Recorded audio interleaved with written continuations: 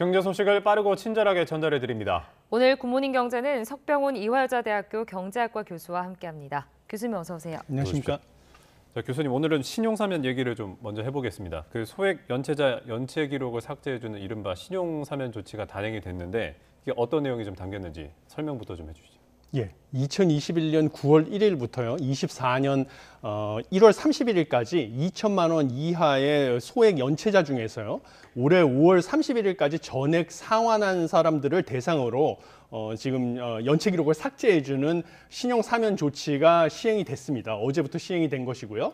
그래서 지금까지 개인 264만 명, 그다음에 개인 사업자 17만 5천 명을 대상으로 진행되고 있습니다. 그럼 이런 신용사면을 좀 받으려면 바로 밟아야 하는 절차가 좀 있습니까? 아니, 특별히 별도 신청을 하는 절차는 없고요. 그 즉시 상환을 한 즉시 그 대상자들에게 적용이 되고 있습니다. 그래서 본인이 대상인지 여부는 신용평가회사 웹사이트에서 조회를 통해서 확인을 할 수가 있습니다. 그래서 지금 현재 2천만 원 이하의 소액 연체자 같은 경우는요, 개인이 298만 명이고 개인 사업자는 31만 명이 적용 대상인데요. 그중에 지난달 말 기준으로 이미 전액 상환을 한 사람들은 개인 264만 명, 개인 사업자 17만 5천 명이 이미 상환을 했기 때문에 자동적으로 연체 기록이 이미 지워졌고요.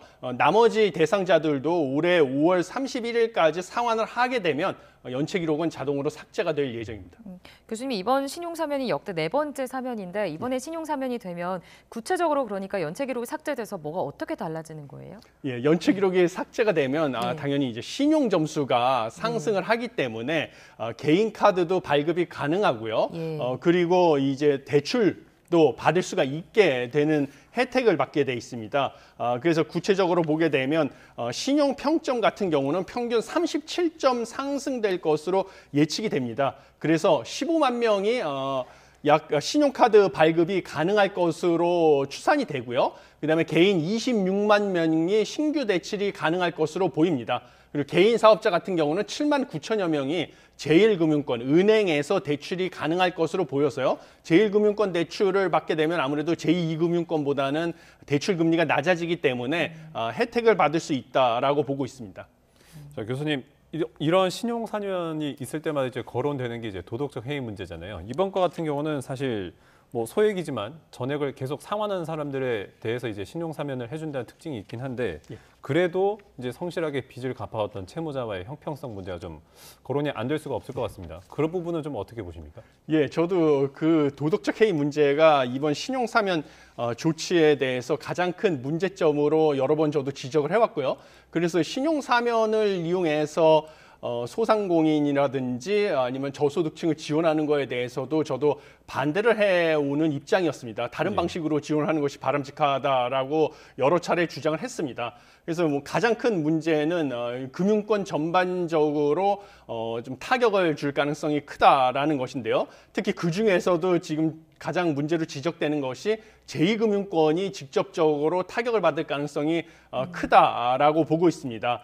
왜냐하면 신용 사면 조치로 인해서요, 그 대상자 중 25만 명이 아까 말씀드린 것처럼 은행권에서 신규 대출을 받을 수 있게 됐습니다. 그러면 당연히 제1금융권, 은행권이 제2금융권보다 그 대출 금리가 낮아지기 때문에 제2금융권은 우량 고객, 상대적으로 제2금융권에서 대출을 받을 수 있는 사람 중에서 신용 점수가 높은 사람들은 제1금융권으로 옮겨가게 되죠. 그래서 우량 고객을 제1금융권으로 뺏기고요. 그 다음에 원래 제2금융권에서 기존에 연체를 걸렸던 사람들이 이번에 신용 사면을 통해서 다시 연체 기록이 삭제되고 신용 점수가 올라가니까 다시 제2금융권에 대출을 신청할 가능성이 커졌습니다. 그런데 이런 그 신용 사면을 받은 사람들 중에서는 일부 사실 소득이 늘어나거나 아니면 뭐 영업 실적이 늘어나지 않았음에도 불구하고 이번 신용 사면을 통해서 신용 점수가 상승을 해서 이번에 대출을 받는다 할지라도요, 또 조만간 다시 그 대출이 연체를 걸릴 수 있는 위험성이 있는 경우도 있거든요. 그래서 이런 그 고객들이 다시 제2금융권에서 대출을 받게 되면 당연히 제2금융권의 건전성이 안 좋아질 가능성이 있습니다.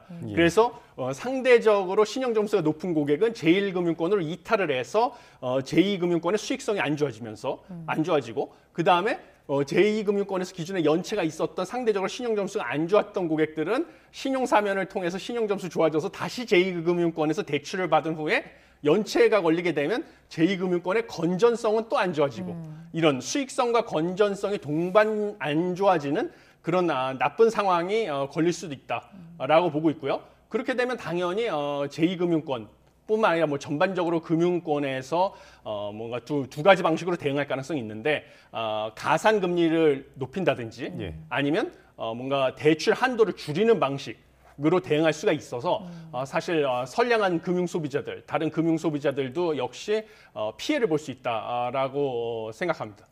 그러니까 교수님이 짚어주셨듯이 지금 이제 차주들이 은행권으로 이동을 하면 제2금융권의 업황은 좀 불황이 계속되는 거잖아요. 예. 그러니까 이런 부분이 실제로 일어날 거라고 지금 보시는 거고 예. 그렇다면 이제 제2금융권이 불황이 그렇게 또 왜 이렇게 좀 나빠지는 게 문제가 되는지 지금 말씀하신 금리 때문인지 좀 그것도 궁금합니다. 예, 제2금융권이 나빠지는 것은 상당히 문제가 될 수가 있습니다. 예. 왜냐하면 제2금융권의 역할이 있기 때문입니다. 예. 제2금융권이라는 것은 기존의 제1금융권에서 대출을 받을 수 없는 서민이나 영세 자영업자들이 제2금융권에서 대출을 받아왔었습니다. 예. 왜냐하면 제1금융권에서 대출을 받을 수 없을 정도로 신용 점수가 상대적으로 낮은 예. 서민들이 제2금융권에 가서 조금 더 높은 금리를 부담하고서라도 대출을 받아왔었거든요. 예. 그런데 지금 제2금융권이 부실화될 경우에는 이런 대출 문턱을 더 높여서요. 가산금리를 더 높게 부과를 하고 그다음에 신용평가를 더 깐깐하게 해서 대출 한도를 줄이기 때문에 기존의 제2금융권에서 대출을 받아왔던 서민들이나 소상공인들이 제2금융권 대출이 끊겨서 어쩔 수 없이 그 아래 단계인 등록대부 업체로 가서 더 높은 금리의 대출을 받을 수밖에 없고요. 연쇄적으로 등록대부 업체에서 기존에 대출을 받던 서민과 소상공인들은 거기서 대출을 못 받게 되면 정말 불법 사금융까지 밀려나갈 수도 있는 위험성이 있는 것이고요. 그다음에 제2금융권 같은 경우는 기존에 자금을 조달할 때 은행이나 제1은행처럼 채권을 발행해서 자금을 조달할 수가 없기 때문에 고객의 예금을 유치해서 자금을 조달을 했습니다. 그래서 제2금융권에서 예금을 유치를 할 때 더 높은 금리를 제시했거든요. 왜냐하면 예. 제2금융권은 제1금융권보다 신용도가 낮기 때문에. 네. 그런데 제2금융권의 건전성이 안 좋아지면 고객들이 자신의 예금을 사실 잃어버릴 수가 있기 때문에 제2금융권에 예금을 안 맡기려고 합니다. 예. 그럼 제2금융권이 예금을 통해서 자금을 조달하는 것도 어려워지면 당연히 또 대출을 해주기도 어려워지니까 예. 점점 서민을 대상으로 이런 금융 서비스를 제공하는 것이 점점 어려워져서 이런 서민들을 위한 뭔가 포용금융이라든지 상생금융은 점점 문이 좋아질 수밖에 없는 것입니다. 알겠습니다. 그 문제점이 좀 있는데 여러 가지 짚어주셨고요. 다음 소식도 좀 알아보겠습니다. 이제 전기차 얘기인데 이제 세계 최대 전기차 시장이 중국 아니겠습니까? 예. 근데 이제 최근 이제 중국산 전기차들이 굉장히 선전을 하고 있는 것 같습니다. 이제 수출 대수가 사상 처음으로 연간 100만 대를 넘어섰다고 하는데 이게 어떤 수준입니까 이게? 예, 지금 중국의 전기차들이 수출이 급격하게 늘어나고 있는데요. 지금 2023년 작년에 수출이 103만 6천 대 수출을 했습니다. 이것은 전기 승용차뿐만 아니라 플러그인 하이브리드 차를 합친 수치고요. 이것은 2022년 대비해서 68.5%나 늘어난 것입니다. 이러한 수출 증가세는 올해에도 지속되고 있어가지고요. 올해 1, 2월에도 중국의 이런 전기차 수출은 17만 4천 대나 수출을 해서 1년 전보다 무려 14%나 늘어난 상황입니다. 지금 이렇게 중국 전기차가 내수 시장을 중심으로 여태까지는 성장해 왔는데 계속해서 지금 해외 시장으로 가려는 좀 이유가 어떻게 될까요? 예, 사실 네. 앵커님께서 지적을 해주셨다시피 중국은 전 세계 전기차 판매의 60%나 차지하는 엄청난 시장입니다. 그런데 지금 그동안에 중국의 전기차 업체들이 빠르게 성장했던 이유는 중국 정부에서 막대한 보조금을 지급했기 때문에 큰 내수 시장에서 판매량을 늘려가면서 빠르게 성장을 해왔었습니다. 예. 그런데 뭐 보조금을 지급하려면 정부의 예산이 투입이 되기 때문에 마냥 보조금을 지급할 수 없어서요. 중국 정부가 보조금을 이제 삭감하기 시작을 했고, 그다음에 중국의 내수 시장도 포화 상태에 처했습니다. 예. 그리고 중국의 경제도 이제 예전 같지 않지 않습니까? 그러니까 네. 중국의 소비자들도 지출을 줄이기 시작하면서 중국 내에서 전기차 판매량이 줄기 시작하니까 결국은 전기차 회사들이 해외 시장으로 눈을 돌리기 시작했습니다. 그래서 해외 판매를 늘리기 시작한 결과로 지금 중국의 전기차 수출이 이렇게 급증하고 있는 상황으로 나타나고 있습니다. 자, 그 전기차의 대명사로 불리던 그 테슬라의 일론 머스크도 예. 이 중국산 전기차를 경계하려는 발언을 좀 하기도 했잖아요. 이게 무역 장벽이 없다면 중국 전기차가 시장을 장악하게 될 거다 이런데 이 중국 전기차 경쟁력 어떤 게 좀 꼽을 수 있습니까? 예, 가장 무서워하는 경쟁력은 역시 가격입니다. 낮은 가격을 가장 무서워하는데요. 중국의 가장 큰 전기차 업체는 BYD라고 표시되어 있는데 BYD라고 읽는데요. 예, BYD 같은 경우는 다양한 종류의 전기차를 생산을 하고 있습니다. 근데 그 중에서 가장 싼 전기차 같은 경우는요, 한국 원화 기준으로 했을 때 전기차 가격이 1,440만 원에 불과합니다. 그동안의 그 전기차의 가장 큰 문제점은 뭐냐면 내연차에 비해서 가격이 지나치게 비싸다는 점이었습니다. 그래서 전기차 보급을 늘리기 위해서 정부에서 막대한 보조금을 지급해서 내연차와 가격을 비슷한 수준으로 맞춰주지 않으면 판매량이 늘기 어려운 상황이었거든요. 예. 그런데 한 대에 1,440만 원이면 사실은 내연차하고 가격 차이가 크게 나지 않는 상황이거든요. 이렇게 가격 경쟁력이 뛰어난 점이 가장 무서운 점인데요. 중국이라는 시장이 아주 내수 시장이 크고 거기서 다양한 고객들을 상대로 판매 경쟁을 벌여왔기 때문에 단순히 가격이 싼 것만 강점은 아닙니다. 다양한 고객층을 대상으로 판매 경쟁을 벌여왔기 때문에 다양한 고객의 수요에 맞춰서 이게 차별화를 또 중국의 자동차 회사들이 벌여왔습니다. 예. 그래서 이제는 수익성을 강화하기 위해서 고급 전기차, 그다음에 다양한 특징을 가지고 있는 전기차를 생산하기 시작해가지고요. 지금 얘기를 들어본 거에 따르면 드론을 탑재하고 차량의 가격을 2억 원까지 높이면서 차량에다가 드론을 탑재해가지고 운전자가 차 밖의 상황을 볼 수 있는 차량도 생산했을 뿐만 아니라 캠핑족의 수요를 맞춰가지고 차량 안에 2인용 침실을 만들 수 있는 차도 생산을 하고 있고요. 심지어 트렁크를 갖다가 주방으로 바꿀 수 있는 인덕션 조리기가 순간 온수 공급기를 트렁크에 설치한 차량도 생산하는 등 이런 다양한 수요에 맞춰서 고급화하고 차별화한 차량까지 생산하는 이런 다양한 종류의 선택지가 있는 폭넓은 차량을 생산하는 것, 이런 경쟁력을 지금 무섭게 바라보고 있습니다.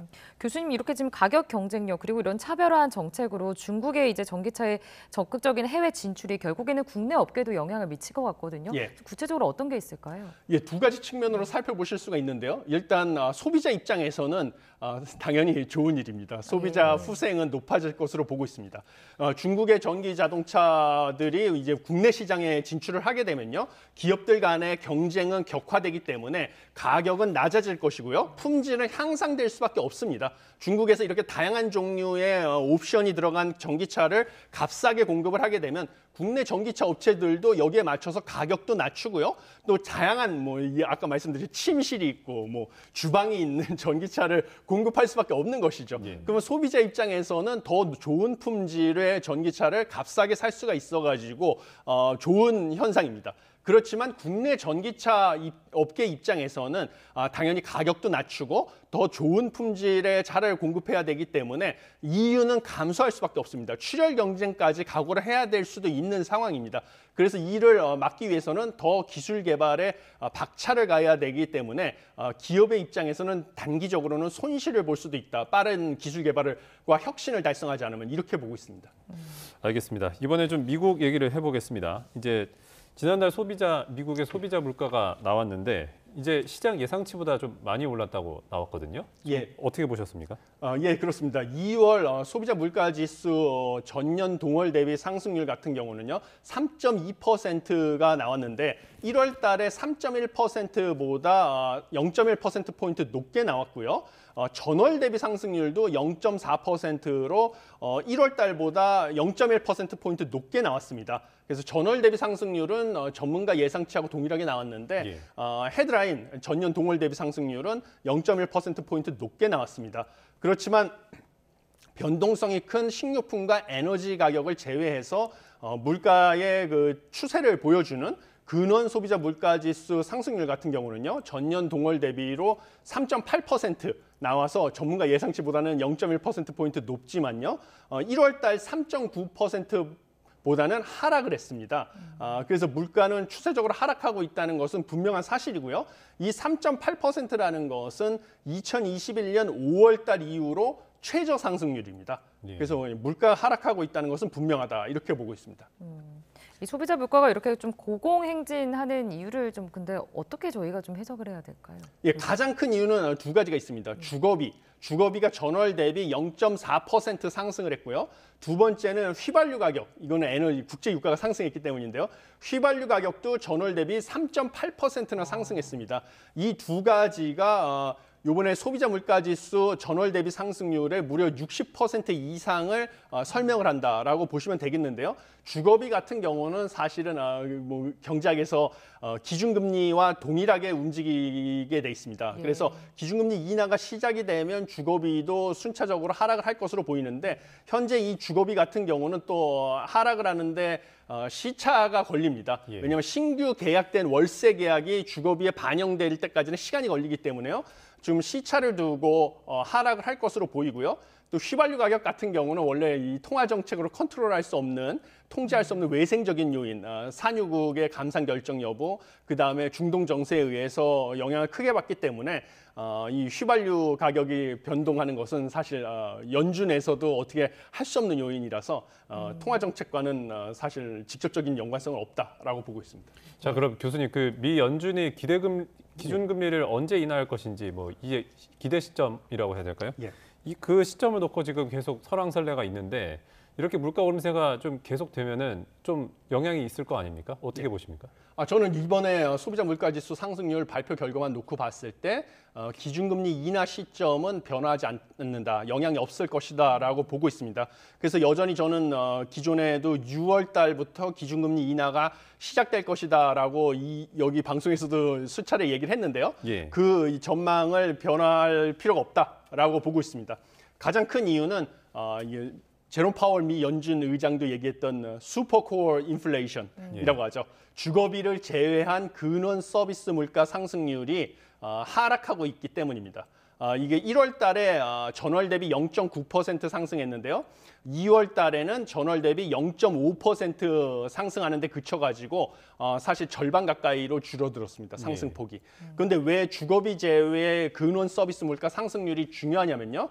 이것이 미 연준에서 기준금리 결정의 가장 중요한 지표로 보고 있는 이게 사실 이달 말에나 발표될 건데요. 근원 개인 소비 지출 물가 상승률, 근원 PCE 물가죠. 예. 상승률에서 절반 이상의 가중치를 가지고 있기 때문입니다. 그래서 그 주거비 제외 근원 서비스 물가 상승률이 0.5%로 전월 대비 1월 달에 0.9%에서 하락했다는 것은 이번 달 말에 발표할 근원 PCE 물가 상승률이 하락할 것이다라는 것을 강하게 시사하는 것이고요. 예. 이것은 결국은 미 연준의 통화 정책이 물가를 안정시키는 그런 효과를 발휘하고 있다라는 것을 시사하기 때문에 얼마 전에 제롬 파월 미 연준 의장이 의회 연설을 통해서 얘기를 했죠. 기준금리를 인하를 하기 위해서는 우리가 추가적인 증거가 필요하고요. 확신이 필요한데 그 기준금리 인하 시점은 멀지 않았다. 우리가 이런 확신을 얻고 있고 그 인하 시점은 멀지 않았다 얘기를 했는데요. 저는 이번에 개인 소비자 물가지수 상승률 정보가 사실 그거를 뒷받침하고 있다라고 보고 있습니다. 그래서 6월 달에 기준금리 인하가 시작되는 그 전망은 유효하다 이렇게 보고 있습니다. 알겠습니다. 자, 끝으로 뉴욕 증시 상황 좀 살펴보겠습니다. 뉴욕 증시가 일제히 지금 상승 마감했거든요. 특히 S&P 500 지수 또 역대 최고가를 기록했습니다. 엔비디아도 아주 급등했더라고요. 좀 그렇죠. 어떻게 봐야 될까요? 이게 바로 근원 주거비 제외 근원 서비스 물가 상승률이 절반 가까이 줄어들었고 이것은 이달 말에 발표할 근원 PC 물가 상승률이 둔화될 것을 시사하기 때문이라고 저는 보고 있습니다. 그래서 시장에서는 미 연준의 6월 달 기준금리 인하 기대가 그대로 유효하다라는 것을 좀 받아들이고 있는 것이고요. 그러면 이제 금리에 민감한 기술주들이 큰 폭으로 상승할 수밖에 없습니다. 특히 엔비디아 등 AI주들이 급등을 했는데요. 엔비디아가 7% 이상 상승하고 마이크로소프트도 2% 이상 상승, 메타도 3% 이상 상승을 해서 지금 미국의 주가 상승을 주도했습니다. 그래서 그런 영향으로 보고 있습니다. 알겠습니다. 오늘 굿모닝 경제는 여기까지 듣겠습니다. 지금까지 석병원 이화여자대학교 경제학과 교수와 함께했습니다. 교수님 고맙습니다. 고맙습니다.